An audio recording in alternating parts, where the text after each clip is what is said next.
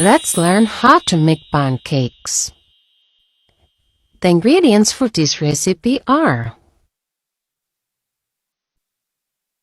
flour, 2 eggs,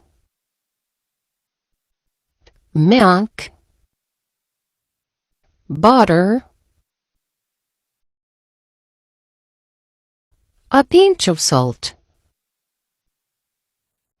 First, mix the flour, milk, eggs, and a pinch of salt in a bowl. Then, heat a pan and add some butter. Next, add some of the mix to make a pancake. After that, cook for 1 to 2 minutes and flip carefully with a spatula. Finally, serve it with your favorite toppings.